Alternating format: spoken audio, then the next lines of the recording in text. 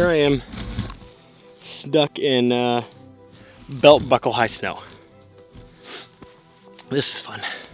This is good stuff. Good morning. Good morning. Coming to you guys from my home. My home here a little bit north of Fairbanks, a little bit of property up here. And what I wanted to talk to you guys today about is some things you can do at home to keep your wildlife photography skills sharp.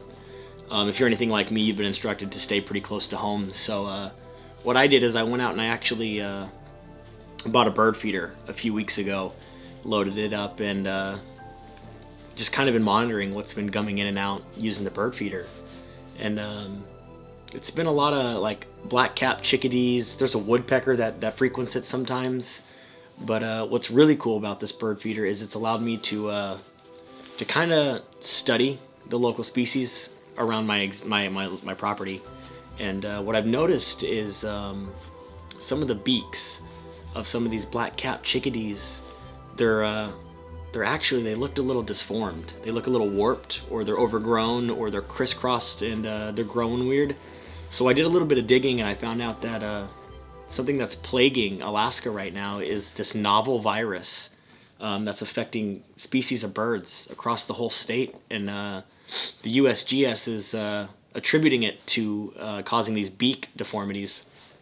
So what I did is I got in contact with them, and I sent them some pictures, and I've been speaking to the person leading the study, and she's been really helpful, and she's been using a lot of my videos and pictures for the research that they're doing.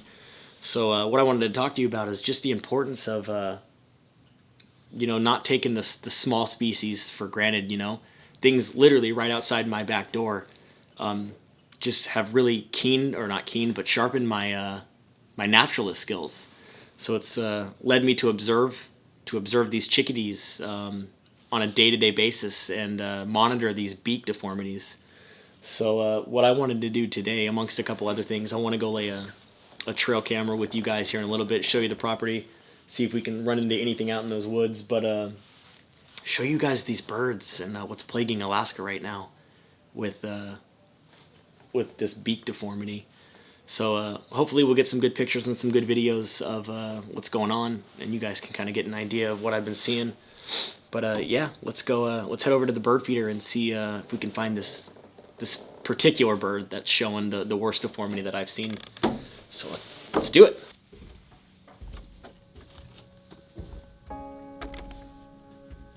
That's the one with the beak deformity.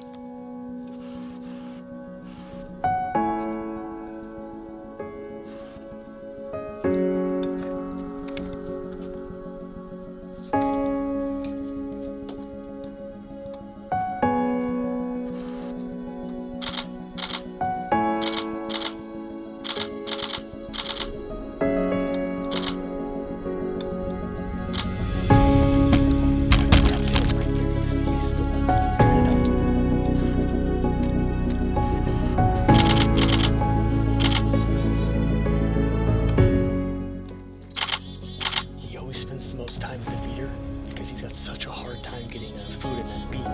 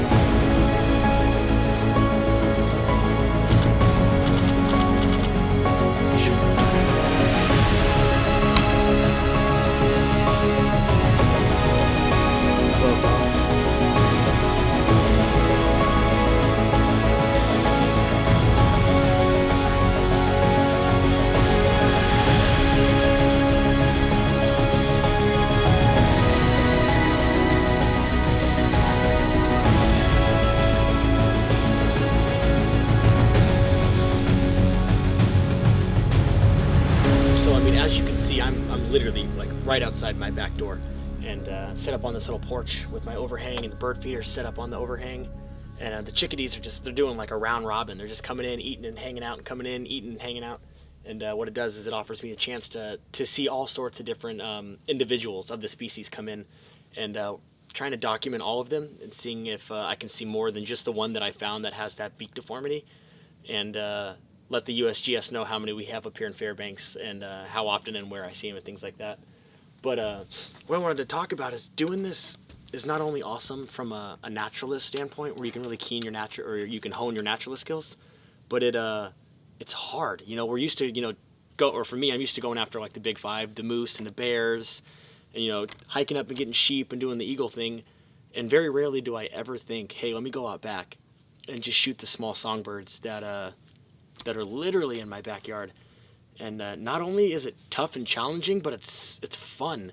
It's small, fast-moving songbirds that really make you a better photographer. The only issue with this darn 600 is the 15-foot minimum focusing distance.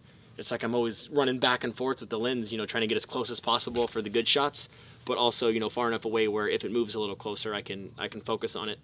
But right now they're hanging out in this tree behind me, so I'm gonna grab a few shots of that. And then what I really want to do is I want to go. Oh, tripod leg's giving out on me.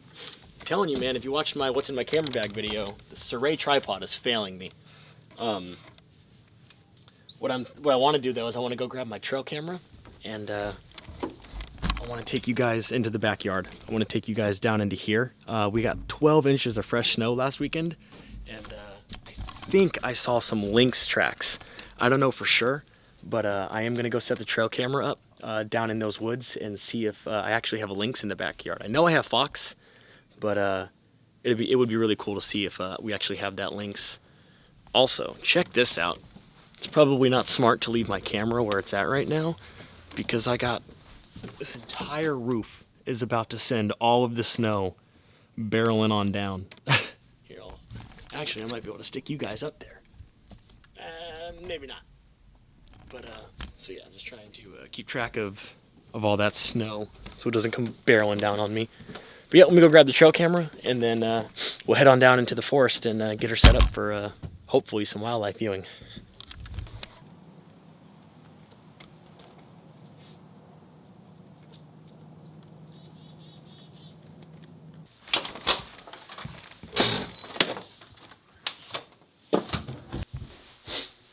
So, in the office real quick, I need to get some better gloves. I need to grab the trail camera. So, trail camera, and I'm thinking mittens today. Maybe some thicker mittens. Yeah, because those little gloves I was wearing are not cutting it. Not even in the slightest. So, get these inserts going. We'll get the trail camera, and let's go take a walk. I think I'm just gonna lug the 600 over my shoulder on the way out there. The snow is so deep though, so it's gonna be painful. It's gonna be funny to watch. So yeah, let's grab these two and head on out.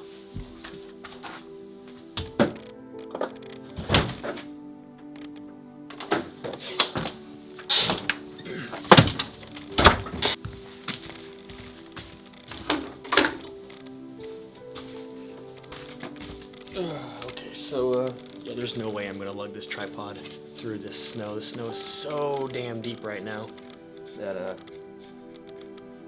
not happening. So I'm just gonna take it off the tripod, hook it up to the Peak Design strap, and hopefully have a reason to bring it. Maybe we'll see something down there moving. But yeah, let's pack up and get going.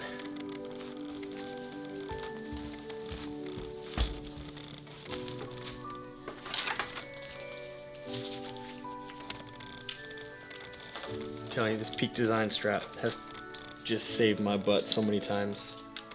I love the fact it just clips in right there to the anchor points, and that's it. That's all it takes. Okay, so trail camera, check. Gloves, check. And camera. Sweet, let's do it.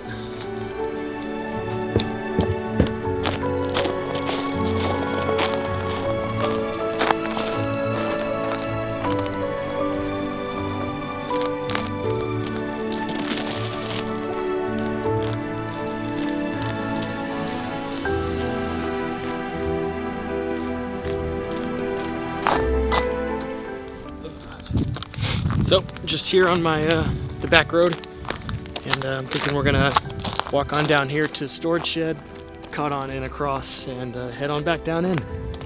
You can see how much snow we're still dealing with, and like I said, we're predicted more snow in the next few days. I normally have a little trail that's beaten, but I don't think it's gonna. I think it's really gonna help with all this snow. Oh my goodness! A lot of snow. Oh.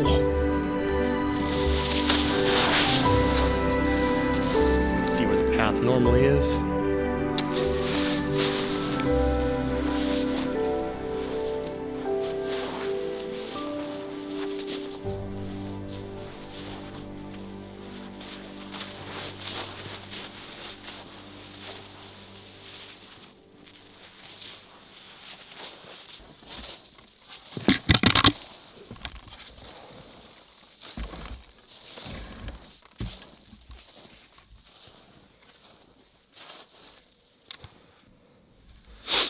So we're probably about 200 yards behind my house right now, and just kind of ran up on what looks like maybe a little snow here den. See a lot of hair poop around here.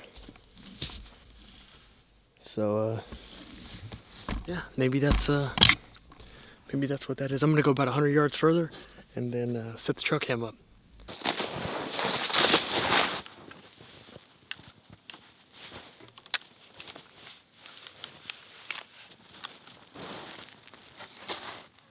Alright, so right now we walked about 100 more yards.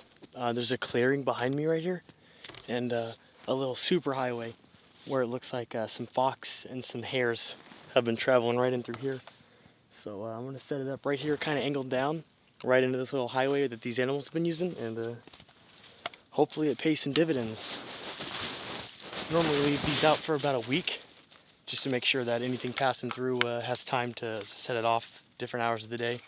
This is like a really cheapy one. Actually, this, a buddy of mine is lending me this. He said he spent about $100 at Cabela's. Takes 8 AA batteries, takes an 8 gig, or I'm sorry.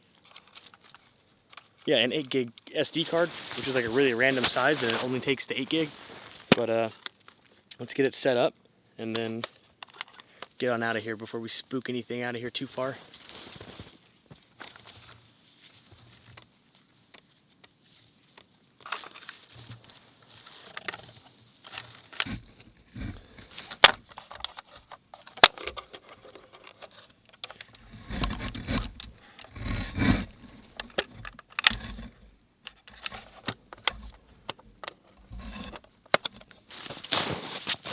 So now that we got the trail cam set back up, talk about why we use it, or why I use it.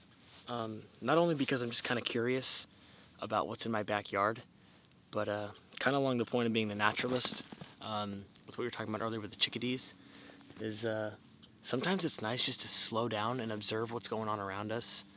I know in our busy lives we don't always do that. We don't always like take the time to appreciate the tiny things, whether it's the snowshoe hares or the cottontails in your backyard, or the chickadees or the songbirds or the blue jays, things that you know, are not typically appealing to most wildlife photographers.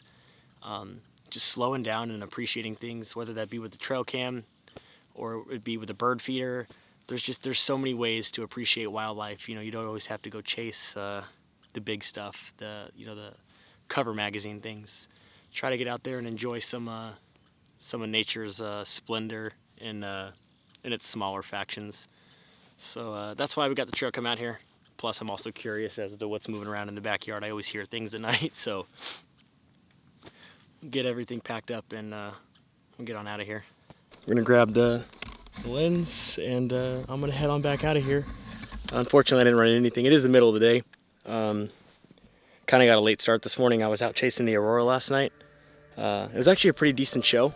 I'll put some pictures and some video of the Aurora that we saw last night up at the end of this video, just so you guys can see what it's like to go out and chase some of that. But other than that, just gonna pick up the stuff, gonna walk back to the house, and hope you guys are being safe. Hope everything's going okay for you guys, and I'll see you guys in the next one. Cheers.